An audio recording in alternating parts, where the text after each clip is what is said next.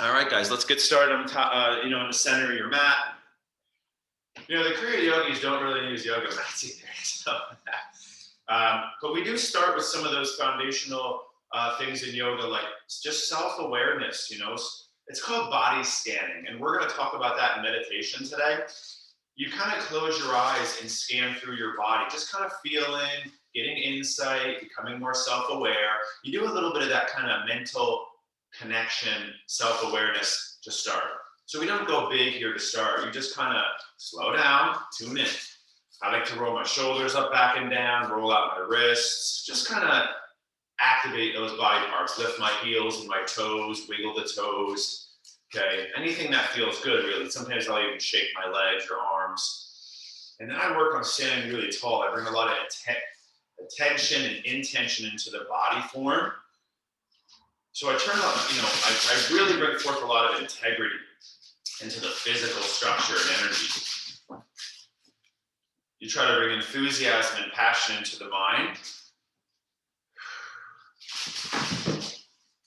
And then you know the drill here. It's that squat Kriya to start. So we'll just start right into breathing into the Kriyas, okay? So one of my favorite forms of the squat Kriya, bend knees, arms forward, up, inhale, up, exhale, down. And this can be a power breath. This breath can be out the mouth.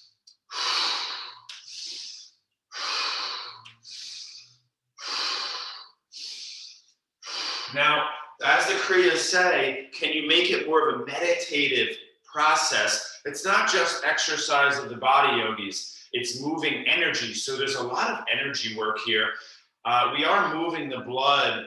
The blood is the carrier of the nutrients and the oxygen, and really that's what is creating energy in your body. If we're just talking physical anatomy, let's say it really quickly. Your cells take nutrients and it uses oxygen to burn the nutrients, right?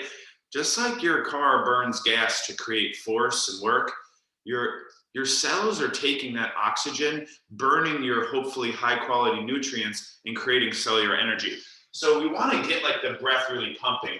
How can we create more energy in the body is a huge question in science, right? So we want to kind of really get the blood filled with that oxygen. Now you can reverse directions in your circles. It's a little bit more awkward, but the backward circle, exhale, inhale. And it can go fast. Remember in Kriya Yoga, they often move really fast.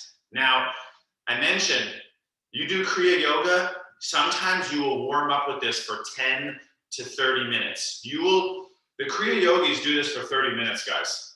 So we're pretty wimpy here. We're gonna do it for about another minute, all right? You wanna get strong and have a crazy cardio emotional experience? Do this for 10 to 30 minutes. You will get so dramatic in your mind, you'll start crying, you'll start going nuts. There'll be so many things happening. But the yogis say, we'll talk about this and relating it to our meditation, we want to involve all the koshas. We are doing the kosha meditation today. It has to deal with the different layers of ourself, trying to bring forth more of the energy body into yoga practice, more of the mental body, the emotional subconscious body, and then the spiritual body. What I like to just say is like enthusiasm and gratitude and integrity, all these kind of like virtuous character traits. All right, now go slow. Let's stand up, please. This second Kriya is a pretty aggressive start, so take it easy. Easiest is this. Inhale, exhale. Inhale, exhale. More challenging. Feet together, arms up, palms up. Inhale up, double exhale. So you notice the breath is reversed in the stronger variation. I inhale center, double exhale out the mouth.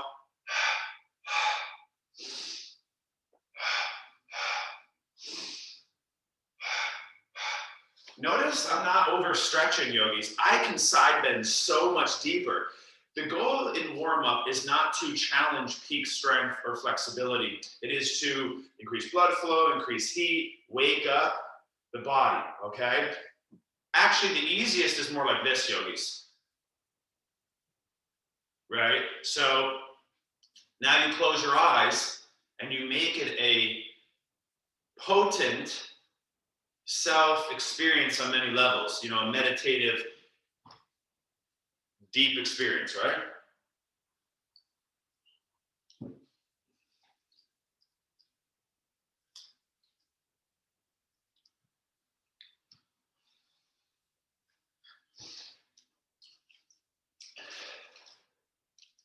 Now, I want you to go slow here, yogis. We're going to do our first lunge. Now, that's one, like, sometimes the Kriya yogis go really long, but I don't think that's the big one, right? So maybe you take it easy.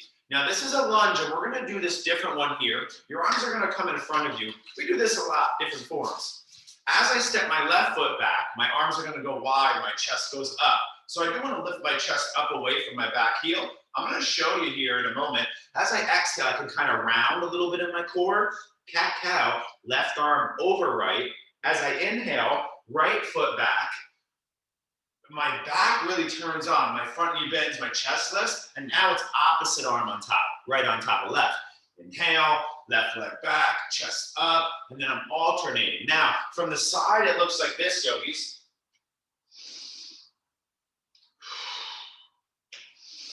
It's a big cat-cow. You see the hips, the spine, the chin lifts. Here it all tucks.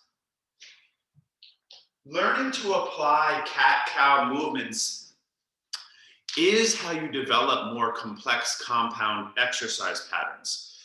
The idea of arms, core, let's call it, and legs all articulating, working, or moving or stabilizing together. If you can learn to understand how pelvic tilt, cat-cow in the lower part, is going to stabilize your core with your legs better, it's a game changer for how your body reacts to strength. If you can understand the pelvic tilt, you'll like never hurt yourself bending over. I've said it before, it's all about pelvic stability. And that starts with just kind of learning to move it better, seeing the imbalances. So you're doing this big chest opening, lunge, back to standing, an easier one, okay? I'm gonna let you go a little bit longer with this one. Now, easiest Kriya is this. Look at that, I'm barely moving, but I'm still doing a lot. Watch, I can widen my feet and really let the arms go. I could make it a little bit stronger, bending, pivoting. There are so many variations within this.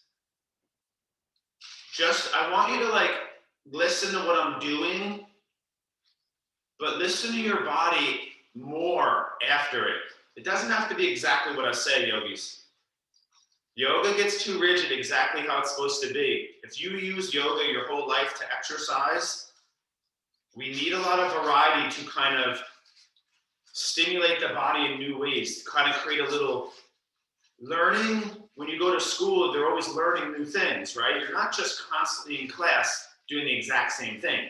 Yeah, there's parts of it, but you're building on your knowledge by approaching new, okay? We're confusing your muscles here and your nervous system, okay?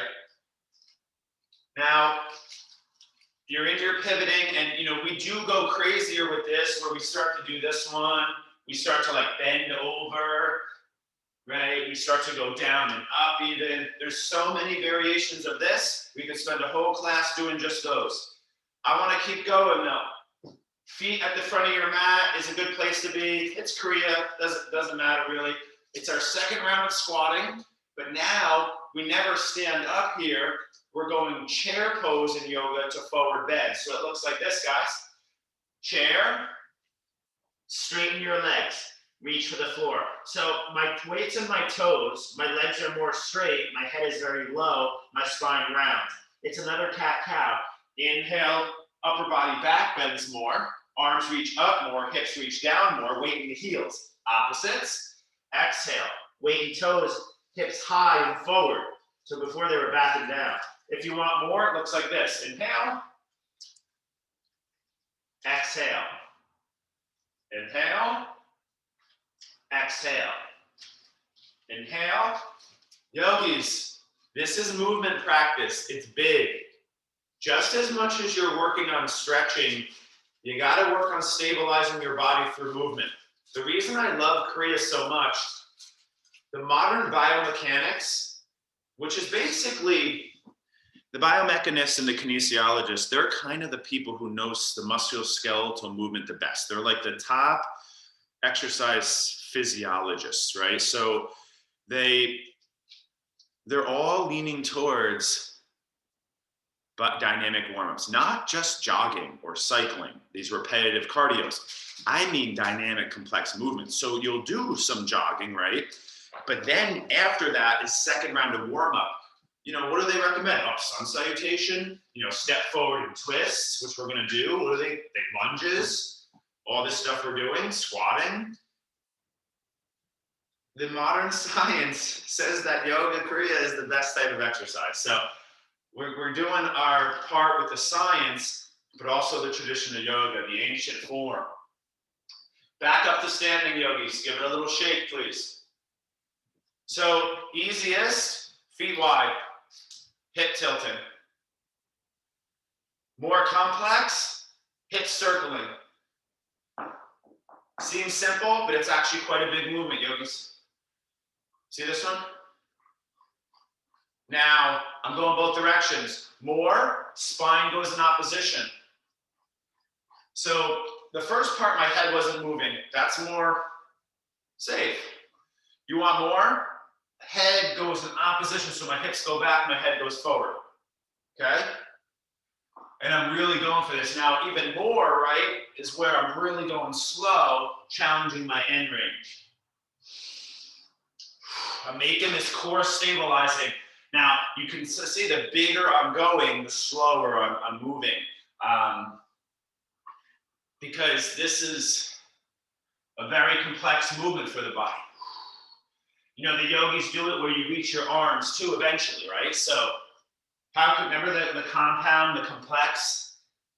How can I teach my body to be involved in all exercises? How can I involve my arms more in legs? How can I use my legs more in arms? It's kind of like the idea, like you got a half hour to exercise. Would you do bicep curls or would you do pull-ups? Pull-ups are going to work the full body. Bicep curls are going to work a little part of the body, you know, some of the middle body, but you know, how can we get the most out of this time?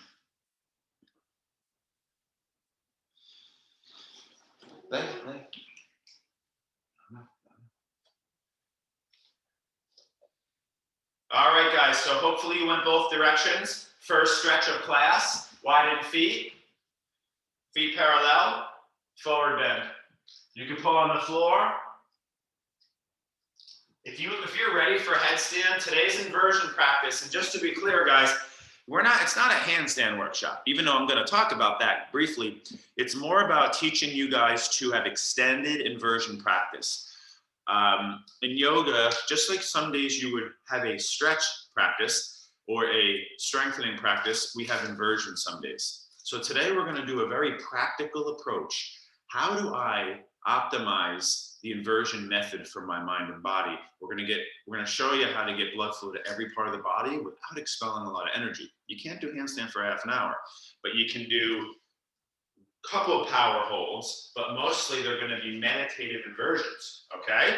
Inhale, half lift, hands on blocks for most of us. Second round of twisting kriya. Look how I'm in the straddle, my spine is long. Right hand toward left ankle. Inhale, right arm up and open. There it is. That's the one I've been waiting for. Right hand toward left ankle. Inhale, right hand up and open. Exhale, inhale. Exhale, inhale.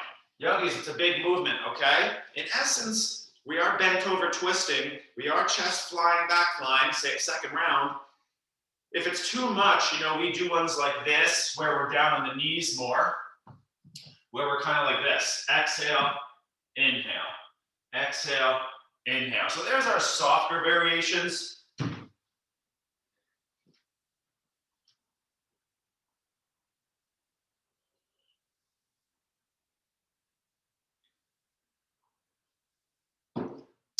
Second side, please. This is our most challenging movement for the body. You are bent over. Hands are on blocks, which means you're twisting and your core can relax a little bit. Remember, blocks, a lot of teachers would say you should be using blocks always, but I don't necessarily agree with that, guys, because when your hands are on blocks, your core and your legs can get lazier. You don't have to engage because we'll shift. If you ever notice, you'll shift weight into your hands and you're starting to disengage around the core and the legs. That's not really recommended, guys. It's like your hands are kind of like the assist. You don't want the primary weight to be into the hands. It's not equal distribution of hands and feet. It's more in feet. Eventually, you can do this with no hands on feet, right? So we do it like this in yoga, right? Where we're kind of like this. There's never any weight in the hands. It's all stabilizing. You can't move unless you can stabilize. That's kind of the rule in life. So let's apply it in yoga. All right, guys, please stand up. We're almost done with standing here. And then we're gonna hit that core a little bit more. We're gonna work on holding some postures as well. Hip hinges, feet parallel, hips width distance. Inhale. Now I'm doing it with legs straight because I'm feeling pretty open today. I'm gonna get a strong exercise in this evening. If I was a little bit tighter, I would be bending my knees much more. Notice it's like a cat-cow. Cow, cat. So I do need to squeeze my butt and watch the posterior tilt. Inhale, exhale. Inhale, exhale. So that's your hamstring backline tension. It's really important that you're doing this regularly. We do it in like sun salutation mainly in yoga, where you inhale up and then you exhale forward. You get that hamstring tension, right? And then you inhale half lift to get back to that mid ground. But we're just going up halfway. Up, butt squeeze, halfway. Anterior tilt, posterior tilt. Flexion, extension. You know, if you have to pick a few of the fundamental exercises, this is on that list, yogis. We do it in many forms in yoga. Down dog is the same thing. Bow pose is the same thing. Sometimes we're on our back with our legs up. It's pretty much the same thing. You see that in yoga. Seems like we do variety, but we don't. It's all the same. Second round is single leg. So stand up, please. Now, I would suggest starting with your hands on your hips because it's more about your legs. It looks like this. Let's do right foot hovers first. You're going to inhale. Now, the discipline is to try to keep your right toes down. Your right pinky toe has to face down. Don't open just yet. Down. And then exhale back up. Now, I want to do hip flexor. So I lift my knee. Hinge. Thrust up. Butt squeeze. Same thing. I posterior tilt. See that? It's a second round, but it's single leg. Knee up as high as possible. Leg straight and back as possible. Opposites, okay? Now, when I had a private client on Friday, and he wants to get really strong, right? He was like, I want to do handstand like you do. I'm like, oh boy. So the whole time we're really working tough stuff. So what I do, I tie ankle weights around his ankle, and I have him go like this. And he's sore as heck. He messaged me yesterday. He was like, I can't really walk today, right? So he had a 10-pound weight on his ankle and he was going like this, right? And then with that same weight, I had him like this. It's that same thing just broken down, okay? Second side, please.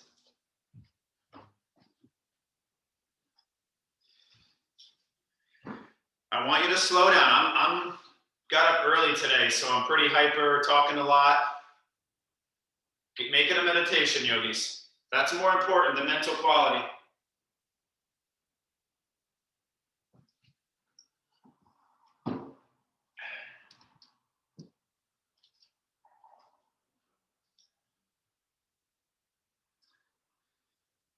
The idea is that your psoas and your glute maximus stabilize your pelvic tilt in this sagittal plane. Here is max hip flexor, psoas. Here is max glute maximum. So those two are each getting Backside, front side pump, backside, front side pump. So one is never ahead of the other. All the while, your other leg is standing and balancing. Really such a great one, guys. Don't forget it, please. All right? Last Kriya. Standing, please. Now, it's like another round of chair. We're going to do it. Think martial arts, guys. Okay, you're going to inhale into the chair. Now, watch what I do. I kind of bring my hands in on the exhale, shift my weight to my right foot, I kick out to the left. Now, inhale, exhale. Look, I can just go like this. Look how slow I'm going, guys. Okay?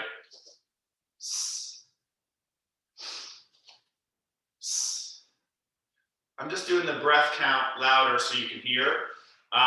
With practice, you're going to straighten limbs more, but keep limbs bent. A little bit easier, guys, is just kind of here, right? As long as you can see that I'm going out to the side with the limb. See that? A little bit even easier is just this. Think of like a half moon in yoga, where that leg is out and up. Last few.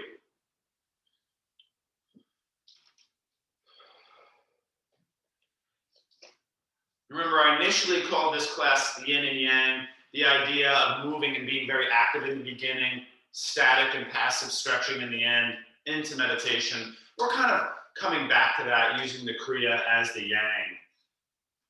Let's move that body, yogis. Let's invigorate, rejuvenate, and energize. All right?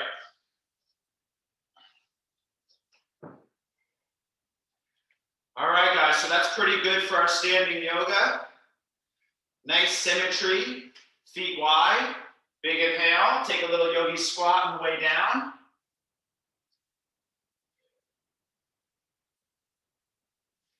We're eventually going to step back to down dog. So first time here, I'll give you a couple breaths. We're going to do inversion practice today, so we're not going to hold it too long. In Kriya Yoga, you know, sometimes some of my favorite teachers ever, they don't describe anything.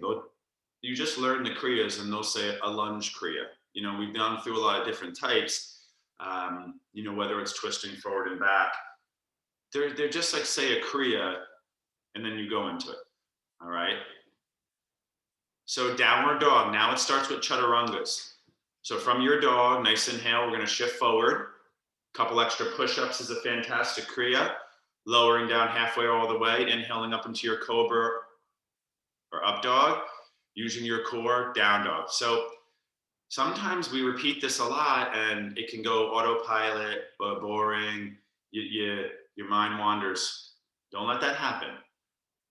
Go into this now. I want to see 5 to 10 of these, nice and slow maybe to start, maybe a little bit faster, maybe holding a little form if you need, a plank, maybe an up dog, maybe even a down dog hold, maybe a one-legged, a couple chaturangas on your own with breath.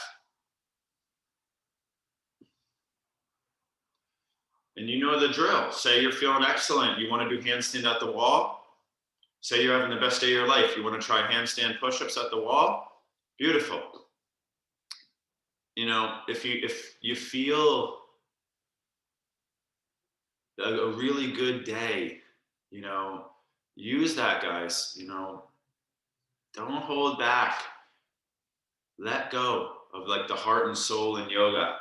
And on the other side, if you're feeling a little tired, you just back off. You do this child pose to cobra.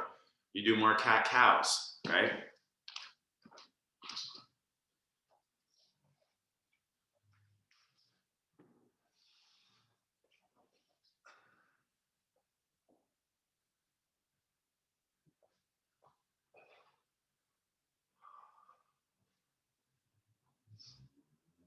Next Kriya.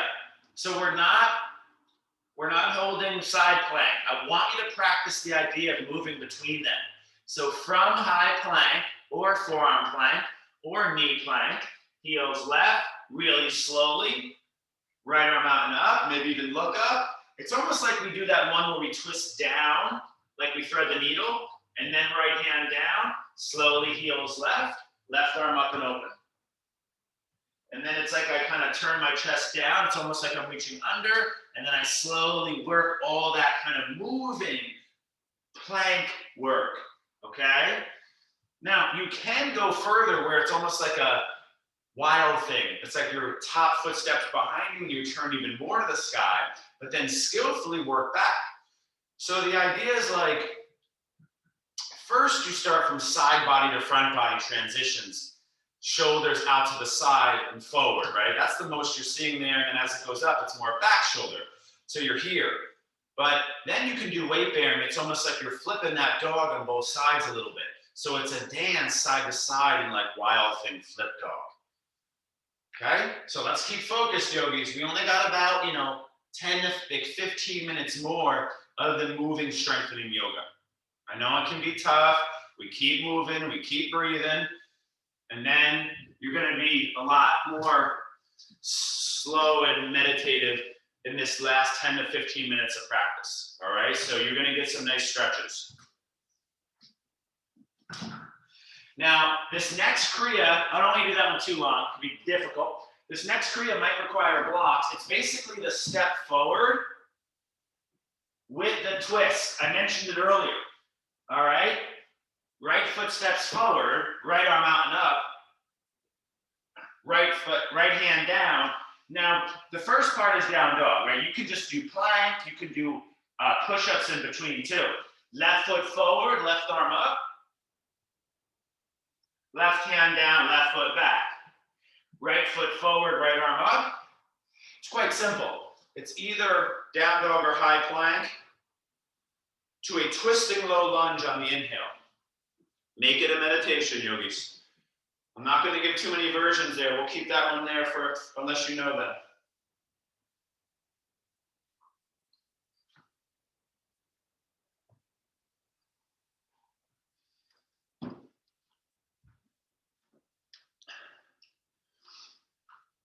So this is where if my right foot steps forward, my right arm goes out and up and I twist right, okay? So we call that revolve side angle, revolve low lunge. A lot of times we're just gonna hold that posture. A lot of times we'll repeat one side in Kriya form. Now we're alternating side to side in the Kriya. Now I want you to take it right into a second form of the same exercise. If you'll watch me, from high plank or down dog, right foot steps forward, left heel seals, left arm goes out and up. Left hand down, pivot on the ball of the back foot, right foot back. Left foot forward, right heel seals, right arm up and open. That's a good one for me today. Right hand down, pivot on the ball of the back foot, and you can always add a push-up, right, if you want. Right foot forward, left heel seals, left arm high. Left hand down, right foot back. So it's a movement from side angle now, open hip side angle. First one, we twist it across the front leg. Second part here, we twist to the opposite side. I hope that makes sense. If you're still confused, first part was here, we're done with that. Now second part is here. Yogis, this is all bent over rotation. Don't take it lightly, okay? In biomechanics, it's called BLT, not the sandwich. Bent, lifting, and twisting. You got to practice it, yogis. It's just like you bend over in the kitchen. You kind of bent over, twisting, you lift back up, okay? Or you're sweeping, you're bent over, so you're twisting. It all kind of relates to normal life.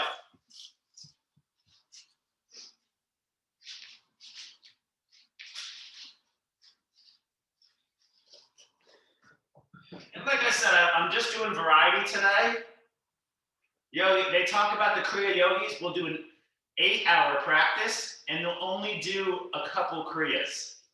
So we're doing this a little bit more of kind of like a fun way, more well-rounded, because I don't have you practicing Kriya every day. Right? The Kriyas, we're very committed. They practice this stuff every day and have certain focuses. Next time your right foot is forward, hold, rise, lunge. All right, guys, so here's where I go for the push-pull, all right? My arms straighten, my legs straighten. I bend both knees, I bend both elbows. Inhale, straighten arms and knees. Exhale, bend. You should feel a big stretch in your back toe if you watch me here.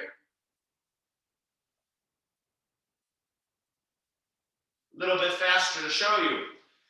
Now, a lot of people will say, don't let your front knee go in front of your front heel. That's context, that's a beginner thing, it's a therapeutic thing.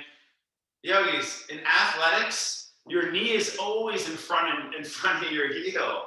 You know, if you play anything like basketball, soccer, any sport, your knee is always going way in front of your heel. You know, like way in front, right? So, do I train my knee in front of my heel? A lot, yes. All the time. I'm going to do it today in very difficult form. You build the foundation, knee over heel, and then you start to work away from it. Second side. Kriya.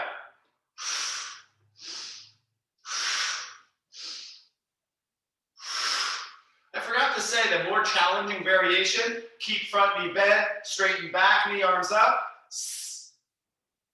So less movement in the front knee.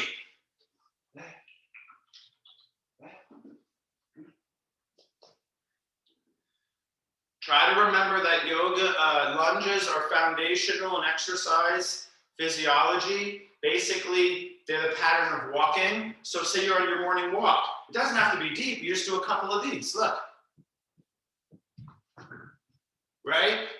Adding lunges to your morning walk, really smart. And you can go lunge with a little twist, right? You can do lunge with little side bends. So you can add all three planes. Try to remember that, to add lunges to your morning, evening walks, especially if you're like not exercising that day in like class or something like that. All right, guys, so we are in our last 10 minutes of the strong practice. All right, eventually, stand up, please.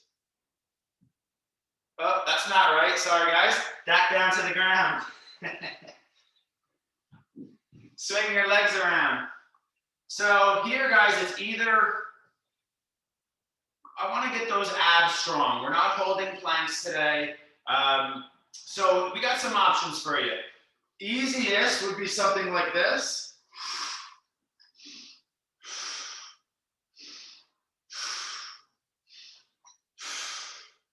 Right? Stronger would be something more like this.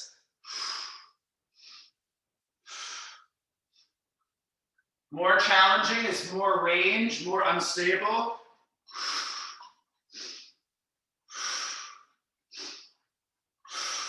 Something to really now get into your Manipura, as the yogis would call it. They wouldn't say your abs, they would say your third chakra. The third chakra is the fire center. You know, when you do the deep abs, it's like a burn, right? Like no other. We're trying to really stimulate that like fire of the digestion. It is the power center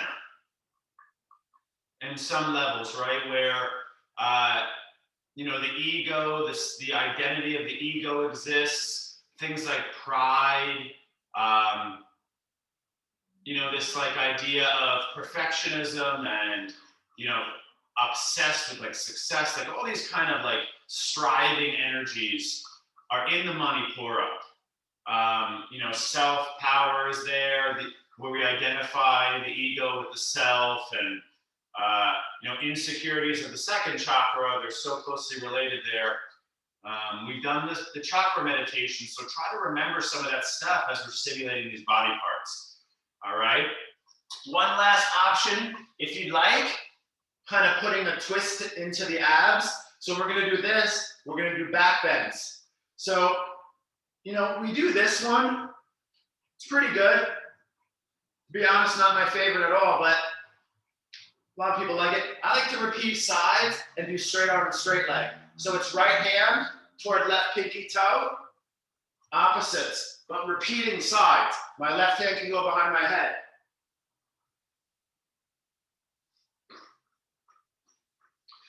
right? Kriya Yoga, guys, is much more ancient than Vinyasa.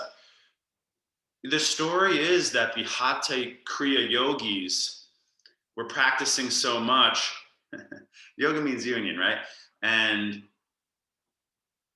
they were trying to purify the mind and body, optimize our energy to connect to unity with higher parts of the universe.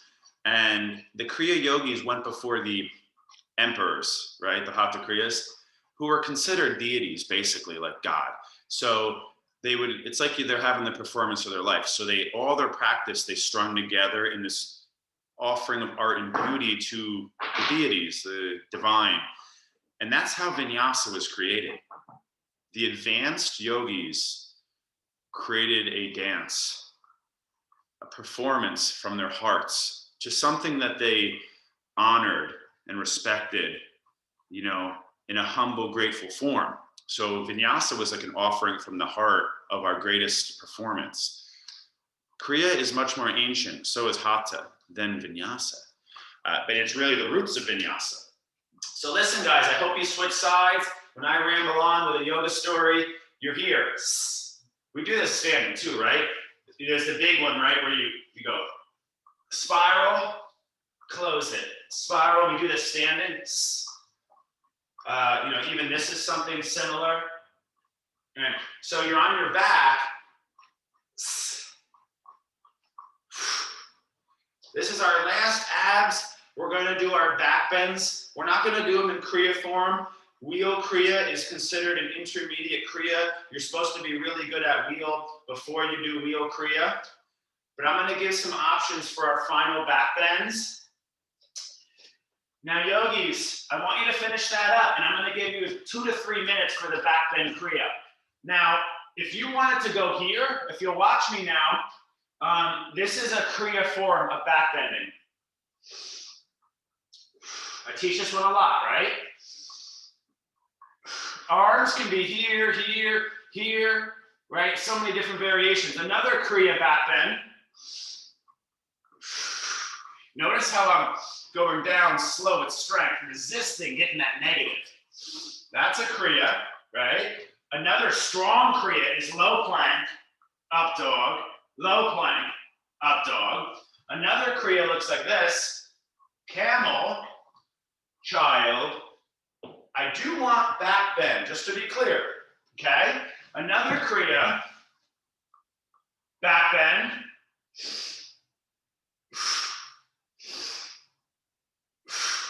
Now, on our back, if you wanted to do back, bridge Kriya. A little bit more, we do it all the time. And just to be clear, I do this pretty much every time I exercise. If I'm having a really sore, tired day, it's more like bridge. Most days it's this. On my strongest days, it's wheel Kriya, or here.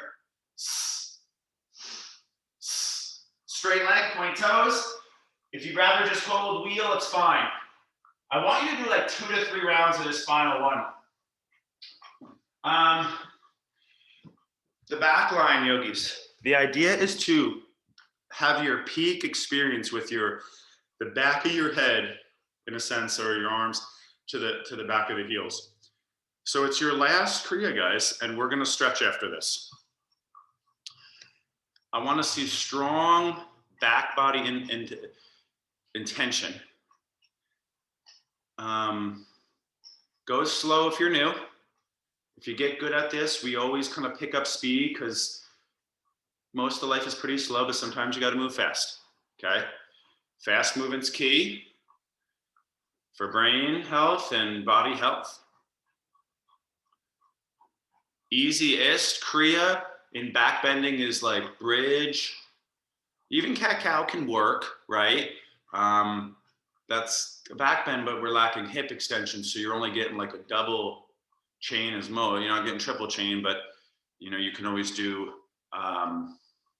opposite leg, opposite arm. Let's have 2 more minutes. Now, yogis, if you want to do anything else, I'm not doing inversions today because we're doing inversion workshop. Today's inversion workshop is for people who are really uncomfortable with inversions and advanced people. because you're going to see how some days I'll just hold headstand for 25 minutes. Well, that's my record. Some days I hold child pose and forward bend and thread the needle and restorative bridge and legs up the wall. So we're not doing inversions because I'm doing that today. All right. Now that class will go up on the internet eventually. I still haven't loaded the lower back one yet. Last minute here, guys. Nice, Stephen. Nice, Karen. Nice, Jamie. Nice, Kathy.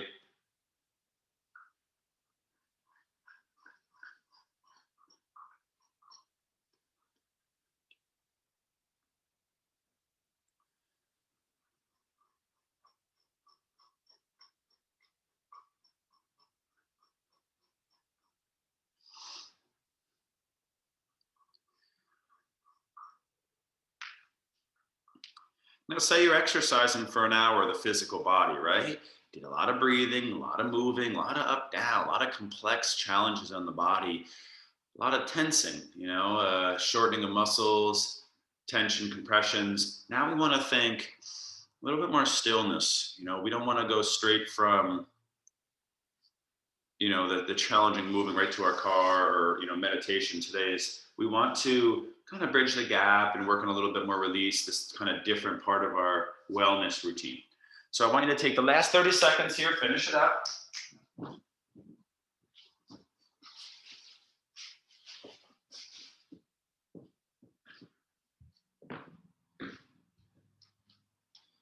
And now we will go into more meditative stretching.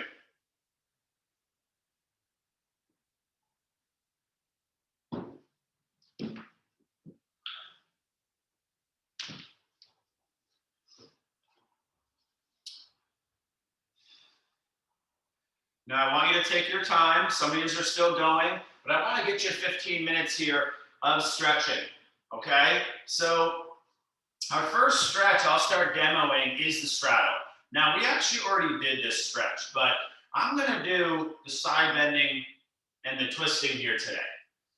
The objective really is to just keep your legs open and sit up tall. If you want to meditate here, beautiful. If you want to sit against a wall to try to help you sit up better, just notice, yogis, someone who's new, a little tight to this position, would be like this. You see how it's more like a cat body, spine and hips? My knees would be bent, right? I'm on the back of my sit bones. And with practice, I'm going to get more to the front of my sit bones and come a little bit more towards like a cat position.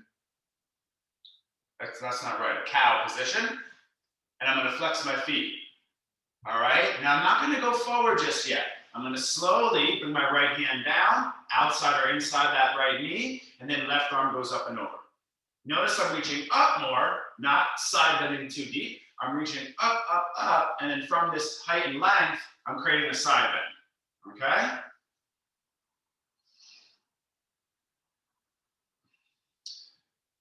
Close your eyes now, slow down a little bit. This is the deepest lower back muscle. It is the psoas, starting with a big one.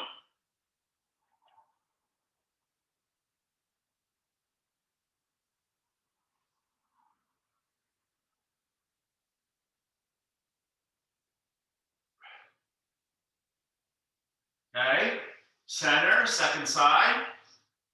Remember, this is a close substitute for something like a triangle posture.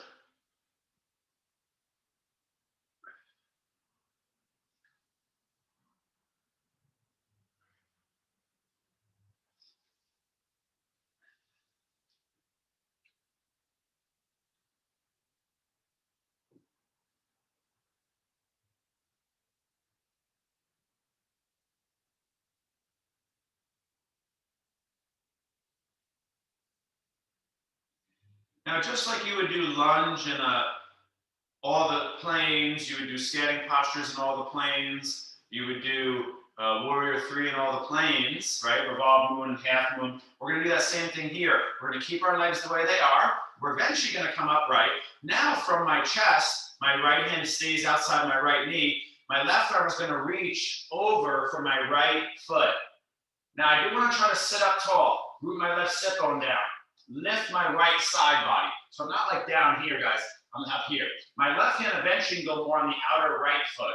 My right hand can actually go around my back. But I'm not really forward folding. I'm lifting up and twisting.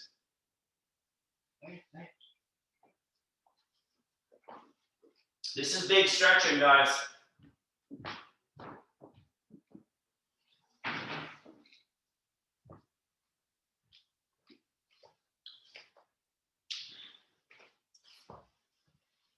And you really shouldn't hold these too long. They're huge asymmetries. Okay, that's like a revolved triangle in a sense, right? Back to center.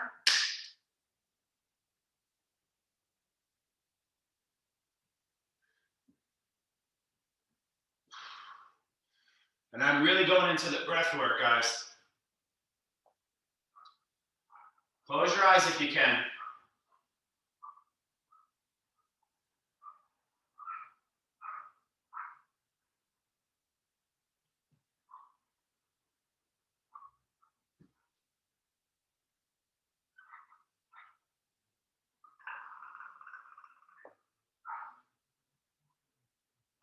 So our final part here, yogis, is just a short hold right down the center. Close your eyes, flex your feet, root your sit bones down, lift your chest.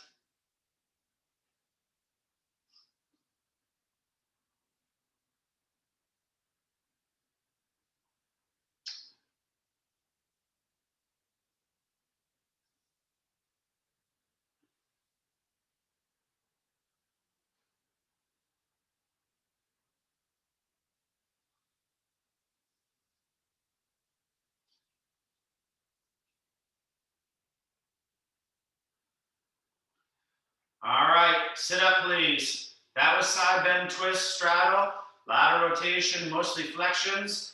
People have trouble extending there. So what do we got to do now? We got to extend, which means stretch your front body, knees together, knees bent. So good old Vera. So go slow. My knees are going to come together. I'm going to try to sit back between my heels. If you can't sit between your heels, you sit on your heels. But I do want to try to have basically the deepest bending of my knee. It's hyper knee. Knee rehab includes weight-bearing knee bending. That's what your knees are designed to do, have weight on them and bend. If you lose that ability, it's a tough process to do it, but you can do it. Notice I untuck my calves. My knees are together. I can't, look at that. I can't fit my hands between my heels and my hips because they're right up there. Look at that pinky toe down. Sit up tall. Don't let your knees sway out too wide. Remember, we just had our legs wide. You want to try to actually hug them together. So adduction, it's called. The first stretch was a huge max abduction. All right. With practice, you're on your forearms. You can land bolsters and stuff if you have them. With a lot of practice, head, upper shoulders down, forearms cross above head, a meditative breath experience of relaxing more, okay? Your lower back will arch. Remember in the first one, you're more likely rounded, okay? Here, you're overarching in a sense. Now try to breathe here, yogis. You know, the magic of anything, I guess you could say, is your attempting will to get better. You know, it's a fine balance in yoga, this idea of like enough versus improving. If we're too tipped on either side there, it can be toxic. You know, if we never have the will to go further, to try harder, to, you know, go outside our comfort zone, that all can go. But if we're too always in that form where we're always push, it's also can be like damaging. So a nice middle ground, that idea of like being kind to your body, but also, you know, the desire in a sense to try to get better. You know, that's where a lot of the magic of yoga and exercise and just learning in general happen. Okay. This idea, you know, bringing the muscles, bringing the brain, the psyche into new experience of kind of healthy forms of stress. Right? Your brain and body is designed to just deal with stress. So let's go, guys. Let's get out of there. Now I'm going to do a pigeon type stretch. I got a couple options. We got all regulars. It's Sunday yoga, which means some options here. Gomukhasana is one of my favorites. And I'm saying this one because people tend to do this less than pigeon. Gomukhasana is where my thighs cross. My knees are trying to stack. My feet are trying to pull back. I'm on the outer edge of my feet. You know, there's all this like kind of squeezing in here. That's another adduction, right? After the long straddle where the legs are wide. Another fun option is Sukhasana. Another fun option is pigeon. Whether you're upright back bend, front body, or down right back, forward bend, or thread the needle. So there's 4 options for me. Close your eyes, less talk.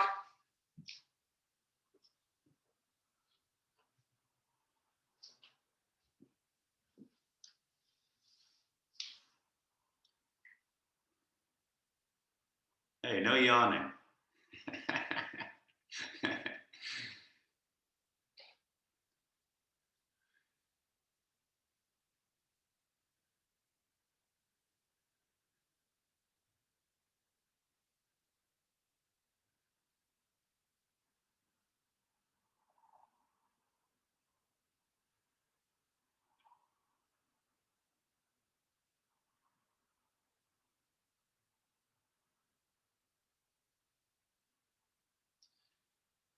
And don't be shy to add more advanced variations. In pigeon, you could like get upright and reach back with that outer hand for the foot.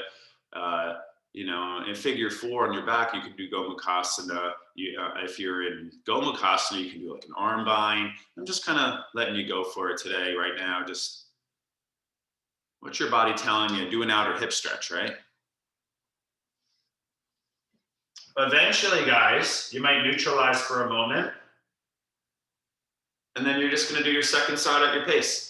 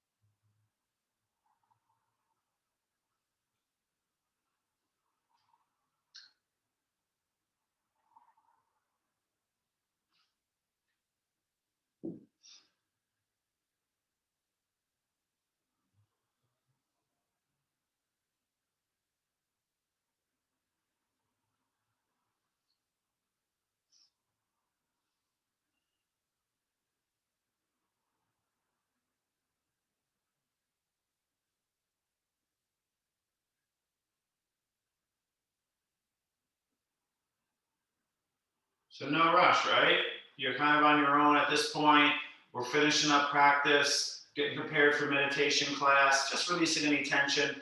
So we did the front body, shin, you know, we did the hamstrings are done, the inner thighs. You could do adductor magnus. You could do like a butterfly. You could do a frog. You could do, if you wanted to go big hamstrings, you could do like a splits. If you wanted to do one more big psoas, you know, you could do something like this. So as you can see, I'm giving some options. Like, what is your body calling? If you feel like you need a chest stretch, you could do this one here where your arm reaches out. That's going to be shoulder, chest, and you know, you have your bicep tendon through your elbow, if your elbows don't straighten a lot. So I mentioned an additional hamstring, peak hamstring, like half or full splits. I mentioned the chest, shoulder, arm stretch. I mentioned frog pose or butterfly for, it's more of a medial thigh. The straddle is more posterior inner thigh. If you also would like one last big twist, I'm giving you options, making you choose. I'm not telling you what to do. Right knee in across the body, biggest twist of class. Okay? So listen, guys, we have about 4 minutes maybe until meditation practice starts. If you want one last biggest forward bend, its biggest forward bend of the class, it would be posterior spine, neck, lower back, back of the ribs, arms down, go slow, lift those hips, and legs up and over, okay? That's the biggest forward bend of the class, guys. It's a little bit more spine than it is legs if your hips lift. If you were to keep your hips down here and kind of use your strap or something to go here, it's very hamstring-like, okay? But as soon as my hips lift, I go into posterior tilt and flexion. It's much more like upper posterior chain, spine, okay? So I gave you my favorite options to end there. 2.5, 3 minutes. If you want to do blocks, I'm not going to do legs up the wall right now. You know, we're doing that in inversion practice. Any last stretches you want to do, take 2 minutes. Close up your physical yoga practice and prepare now to go deeper. Kosha meditation, it's called today. I'll be right back. I'll use the restroom, and then we'll get started in the meditation.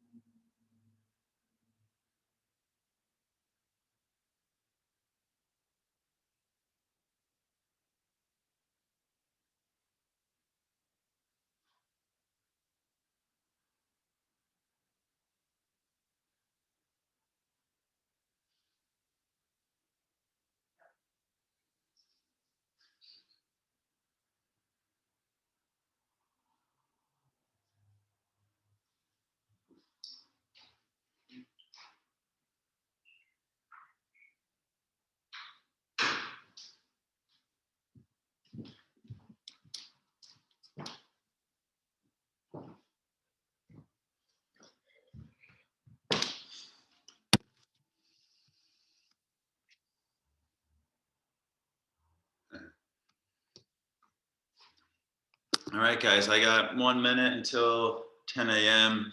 And this is where we do our weekly meditation journey together. Last week I briefly mentioned 10 to 15 styles of meditation we've done, active meditation. And then I kind of let you choose one, like which one resonated with you. Now let's try to apply it personally. That's key, right? To give you time to kind of go on your own. Something I was studying a while back was education. You know, being an instructor, how can I get you guys to embody information better and apply it practically? And it's key to give you time, whether it's exercise or mental work or study, learn, to just kind of contemplate and study on your own and apply. But today we're going to go back into lead meditation. And there's all these different styles. Now, this is used in Buddhist meditation. I mentioned body scanning. Kosha means layers or bodies. And the yogis, you know, they believe that we have these many layers or parts of ourselves, our bodies within us. And that's what we're going to focus on today. Just the first half, it's really good. It's not gonna be that long, you know, maybe like 1.5 minutes with each layer. Well, I just give a quick description and you work on feeling, connecting, visualizing, understanding these different kind of parts of yourself, okay? And it's not like it's like your heart, you know, that's very first layer, you know, the physical kosha.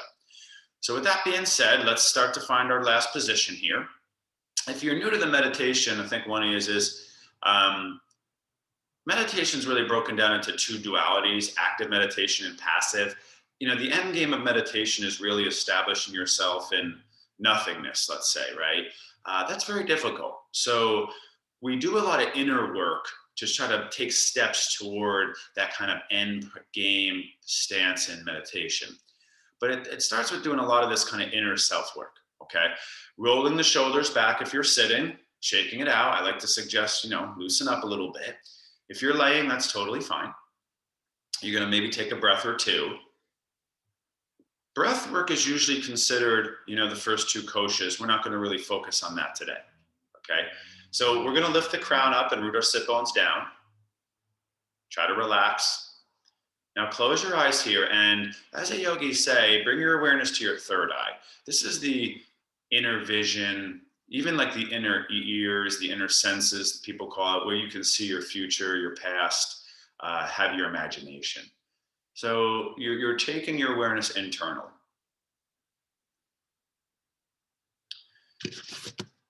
Try to keep your eyes closed. That's key. The eyes are going to want to always open and detach you from the internal awareness process. So try to discipline the eyes, okay?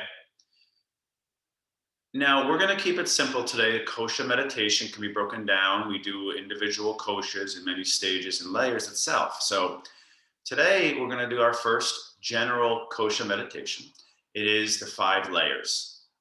And our first layer I want you to connect with, scan, feel, study is the physical layer, the physical body, okay? Your organs, your skin, your bones, your muscles, even your brain, the physical parts of us. And I want you to start, let's just say, with the limbs. I want you to connect to your physical body on a very subtle level. Just feel the sensations associated with your feet for a moment, your legs. Run up the legs with your awareness, feel the hips, the lower back. Just connect with it, listen to it, feel it. Picture it too with your eye. You've seen pictures of your hips and your pelvis, your leg bones. I just want you to bring your attention to these areas. This idea that energy flows where attention goes.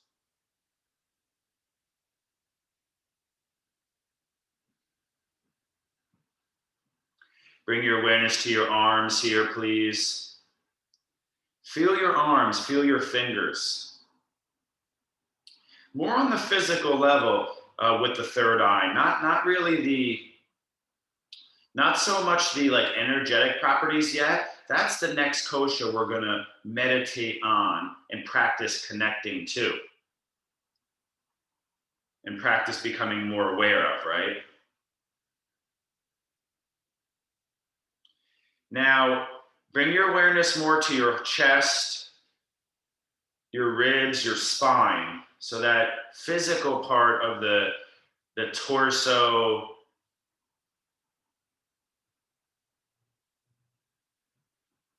the chest, the ribs.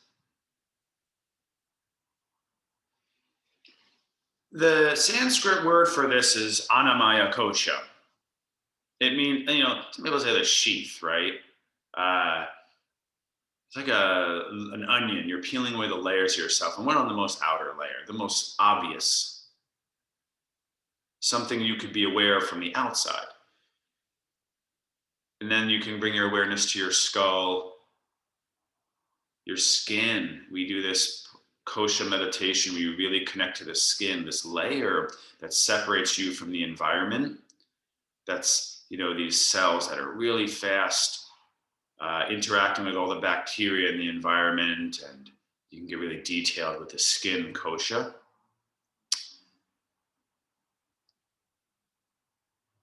And you're meditating now. Let's take it a little bit deeper just to the organs.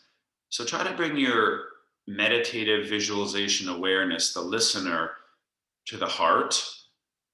So it's a deeper layer of the Annamaya, the physical, that from the outside you wouldn't really be able to see. So it's a deeper layer of the Anna, physical. And bring your awareness to your lungs. Feel, listen, connect, scan.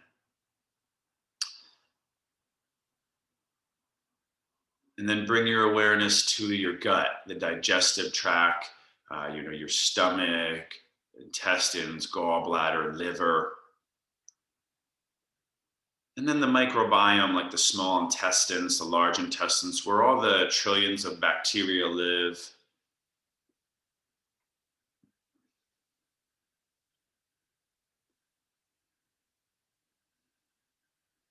We could go further with talking about the immune system, talking about the nervous system more. But I want to bring it to the next layer here, guys. This is the pranamaya kosha. So now I want you to start back in your feet, kind of reset your third eye awareness, and now see everything on the physical layer, or excuse me, on the energetic layer. When you think just very simple energetics, you think of things like electricity, or even just blood and oxygen. You think magnetism, life force. If you're getting a little bit deeper, you run through your arms, you feel the energy, the moving energy. The moving part of our body is considered that kind of pranamaya kosha, really connecting to how your body is never the same, right? Every cell is a complex organism with its own organs, and we go very deep in all these layers, but we're giving the general form today. If this class continues, eventually I'll do breakdowns of these. Now, if you go deeper in yoga energetics, you have the light body. That's big. We start to study and bring the third eye throughout all the physical body, and where is there a lot of light and where does a light lack? Light never hits the pelvis, right? Even if you're in the sun, light doesn't hit the hips, the pelvis, the gonads, the genitals, and that can be a problem. The light body is key. And if we're going deeper, the yogis talk about prana and shakti, the hidden power within the cell. The prana is the universal energy associated with oxygen. Then we have the kundalini and the nadi chakra, the energy centers. So these are all further like what are you seeing? I'm mentioning stuff. What does your third eye recognize?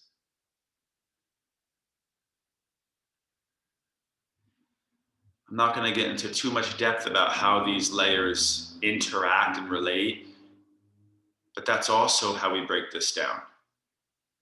Some days you would just meditate on how physical ana relates to prana energy. And we meditate on that connection. We can spend months on just the koshas. But I want to keep going. Now we enter the deeper, more hidden, more hard to connect and see layers, more difficult to understand, the manomaya, the mind. It's the mind as far as the intellect, the knowledge body. The memory body is starting to get into the fourth, but the thought body, right? Now thoughts exist all over the body. It's said in yoga that we hold thought patterns throughout our body, and that does connect to the fourth layer, the emotional body, a lot. But I want you to try with your eyes to objectively observe and watch a little bit more. Here's where you get a little bit more objective and look at yourself as the witness, as a thought being, as a thought body. How do you think about your feet? How have you been taught to think about these parts of yourself, whether it's physical, whether it's energetic? So here's where the thought body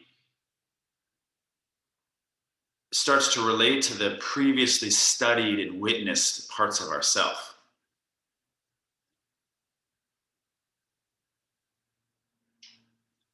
Things like coherence exist here, cognition, consciousness, all these aspects of where, humanity is a little bit further progressed than some of the animal kingdoms. But still, we're not in the wisdom body yet, right? We're not in the subconscious as much. We're not in the emotions as much. We're still in a very just thought body is really what it's called, right? Some people say mind or intellect body, knowledge body. what group of information have you as a human been led to interact with and ingest mentally? And how has that created who and what you are? Because maybe if you grew up somewhere else, you just be a different collection of information and be a completely different person. Same being, but just a different body of knowledge, different body of information body. Now, our next layer, let's keep going, guys. I've started to mention is more subconscious, emotional, and they call it the wisdom body. Now, when you think of the difference between knowledge body and wisdom body, you can know knowledge. You can't really know wisdom. You can't really be knowledgeable, but you can be wise. There's a difference that knowledge is more of like a doing. Wisdom is more like a being. It's a deeper layer of ourself. And this is part of the emotional and subconscious, where energy and thought merge into wisdom. And wisdom has a little bit more to do with like character, personality, and you're observing and kind of looking at yourself of more of your personality. I mentioned things like gratitude, respect, honor, virtue, valor, courage, these virtuous things. Now, this is relating now to the fifth layer of yourself. They say yoga is based on karma. They also call this the karmic body. This is a big one, guys. The studying of your karma is called yoga. Plank pose is so much less yoga than karma study. So if you believe in karma and you understand it, the lawful relationship amongst all things in all moments in all space and all time, there is nothing beyond karma. A lot of times in the ancient practice, people call the divine karma. Your God is karma. Not even God is beyond karma. What does that mean to you? Just nothing too direct, just having you sit with this idea of yourself as a karmic entity, that you are, we talked about the collective. Everything is super connected.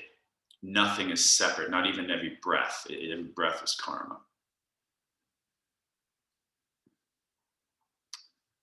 And this merges us into the spiritual body, what's called the eternal self. The karma body, each layer, through the process of this is getting deeper yoga, just take it and whatever you want, is this eternal process of being born again, right? And it's based off karma, right? So now we enter into the spiritual body, trying to connect to this infinite self. In yoga, it's called the Atman, this light being within you that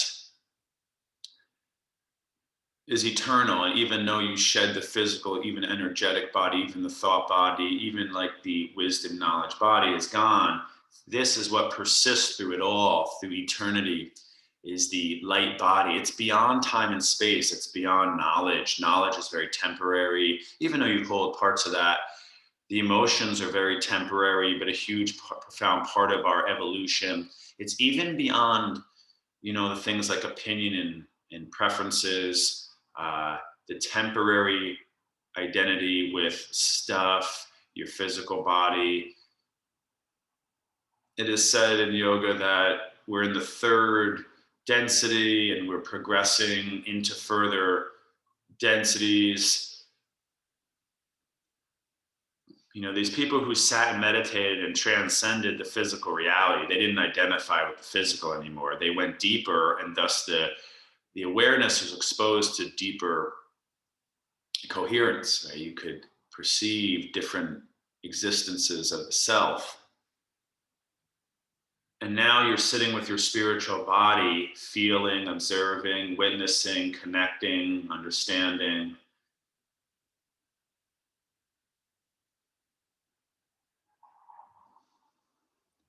And the yogis say that this is the most difficult it's the mind and the emotions and the knowledge and the wisdom body trying to understand and perceive something that's beyond it. It's very difficult for the consciousness to perceive the spirit.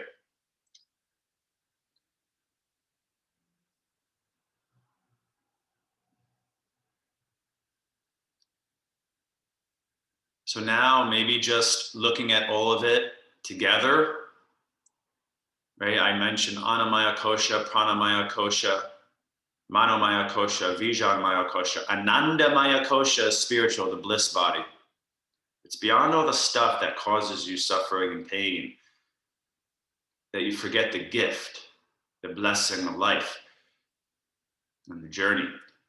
So it's the physical, the energetic, the thought, the knowledge, the information, the subconscious, the emotions, the wisdom, and then the spiritual, eternal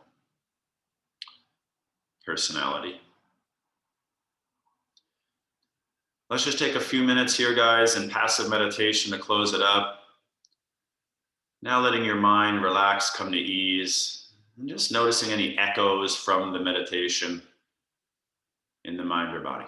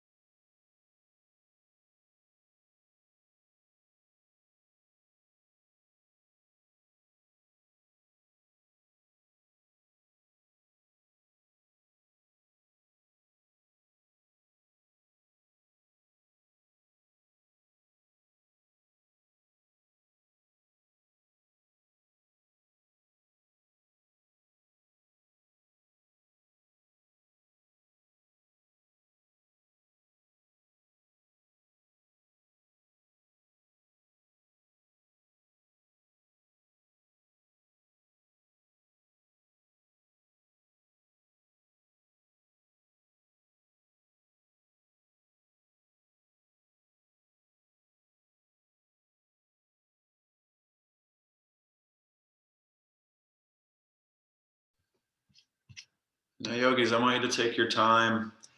We're gonna, if you want to just stay where you are, we do have our inversion workshop starting in about 10 minutes.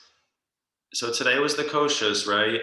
And just to relate some of the things we've done so far, we've done emotional meditation, literally, that's fourth body. We've done chakra meditations, that's second body. We've done a lot of things with the physical body, first layer, obviously. We've done some asking the spirit stuff, asking the heart. That's a little bit more like fifth body. And we've done some other things like visualizing. And there, you can see now how a lot of these meditations we've been doing are related to these different bodies. Now, any meditation has all bodies in it, whether it's vinyasa yoga, a very physical form, in a sense, hatha yoga, or you're doing karma yoga, where you're going to feed the poor, you're going to clean up garbage, service yoga, right? Or you're praying, bhakti yoga. They all are in there. It's just like, where do you lack awareness? And start, now that we've studied some of the koshas, start trying to bring the understanding, the reflection, what you're developing further into the ashtanga, like the physical yoga. So you can see how a lot of the stuff we've been doing all work here. Things like chanting, that's second body, right? It's more of energy body and thought body, which all helps the journey towards the deeper bodies. So all these pieces are kind of merging together. So going forward, yogis, I do have a big list of meditations. we're going to keep going deeper. You know, we haven't done positive affirmations. That's big. We haven't done the forgiving, the, you know, the spiritual realms, you know, where we connect to we figure out our spiritual animal and spiritual insect and plants. And we're going to keep going with all this stuff. So good job today, guys. Thank you for, you know, keeping an open mind and trying your best. I try to make this stuff pretty practical and, you know, easy. But, you know, if you ever have any questions or want further feedback or anything like that, just reach out to me. You know, send me an email. It might take me a day or a week to get back to you, but I will. I appreciate you guys. Thanks for showing up. We'll start our inversion meditation. 10 minutes, okay?